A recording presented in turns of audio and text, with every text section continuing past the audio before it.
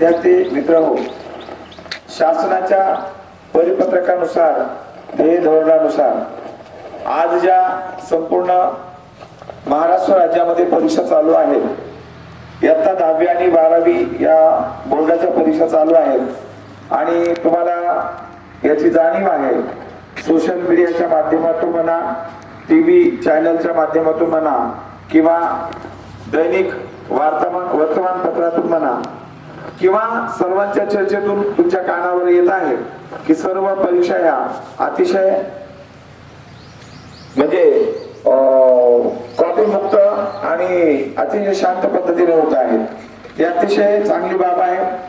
प्रशासनाने आणि शालेय शिक्षण मंत्री दादा भुसे साहेब यांनी अतिशय मनावर घेतलेलं आहे. संपूर्ण देश राज्यामध्ये कॉपी मुक्त अभियान चालू आहे आणि यामध्ये कोणीही कामामध्ये कुचराई केली तर त्याला सोडलं जात नाही. दररोज वेगवेगळ्या परीक्षा केंद्रावरून बातम्या येत आहेत की या केंद्रावर 15 विद्यार्थी रेस्ट्रिक्टेड, त्या केंद्रावर 10 शिक्षकावर कारवाई, या केंद्रावर केंद्र प्रमुखावर कारवाई वगैरे वगैरे अशा सर्व बातम्या येत आहेत. म्हणून तुम्हाला सांगण्याचा हेतू असा आहे की शासनाने ठरवलेला आहे आणि ते सांगितले की विद्यार्थ्यांना समजावून सांगा, विद्यार्थ्यांच्या मध्ये जनजागृती करा.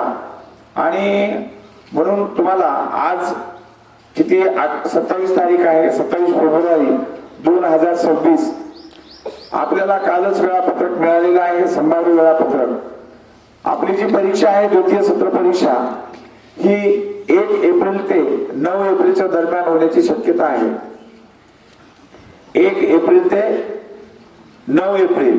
त्याच्यामध्ये मुख्याध्यापकांच्या परवानगीने आपण त्याच्यामध्ये थोडाफार 19-20 थोडाफार चेंज करू शकतो, है की नाही. त्यांच्याशी सरांशी चर्चा करून वगैरे सरला जर वाटलं की याच्यात बदल करायचा आहे तर आपल्याला तो आपल्या शालेय स्तरावर अधिकार आहे, मुख्याध्यापकांना तो अधिकार आहे, त्याच्यात बदल करू शकतो आपण थोडाफार. परंतु 1 ते 9 हे गृहीत धरा परीक्षा होणार आहे.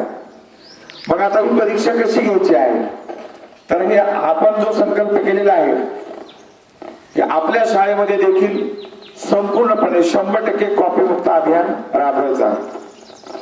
म्हणून 5वी ते 9वी पर्यंतच्या सर्व विद्यार्थ्यांनी, जसे आपले भाऊ बहिणी वारव्याला परीक्षा देत आहेत, ते अतिशय सुंदर पद्धतीने परीक्षा देत आहेत, कॉपी मुक्त परीक्षा देत आहेत आणि म्हणून आपल्याला देखील तीच सवय लागली पाहिजे. तसे तुम्ही सर्वजण कॉपी मुक्तच परीक्षा देत आहे.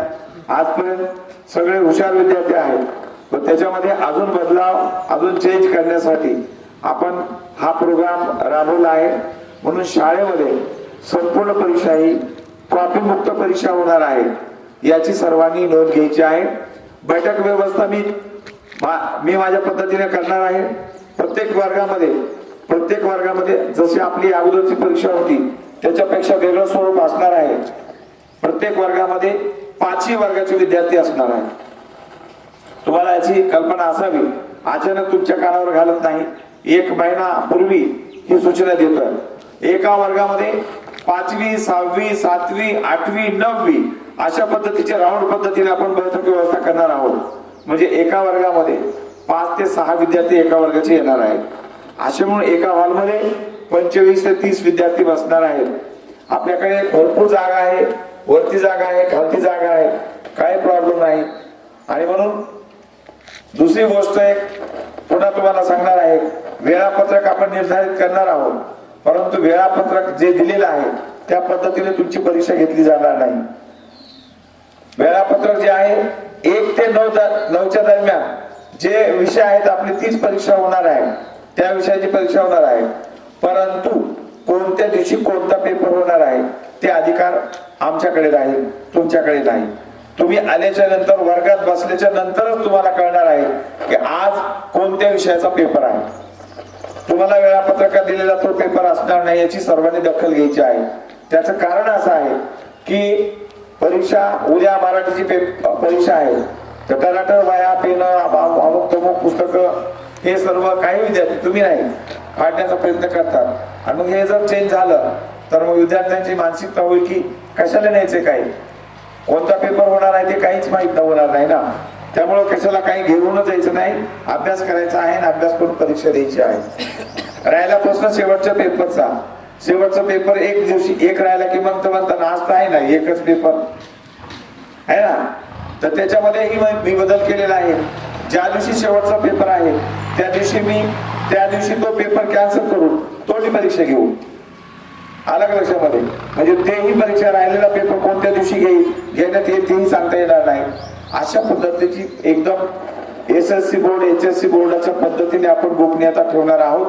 आणि त्याच्यानंतर माजी विद्यार्थी संघाचे अध्यक्ष डॉक्टर जनाब चौरे साहेब आणि त्यांच्या सर्व टीमने आदरणीय मुख्याध्यापक सोनवणे साहेब यांच्याशी चर्चा केली की परीक्षा झाल्याच्या नंतर पेपर चेक केल्याच्या नंतर आपण जे पालकांच्या भेटीचा दौरा लावणार आहोत गेल्या वर्षीप्रमाणे, तो त्या दौऱ्यामध्ये सर्वसाधारणपणे 20 ते 30च्या दरम्यान एप्रिलच्या ते पेपर चेक करून आपण तुमच्या घरी प्रत्येकाच्या घरी ते पेपर देणार आहोत, उत्तरपत्रिका दाखवणार आहोत आणि त्याच्यावर तुमच्या पालकांची सही आणायची, रेकॉर्डिंग करून.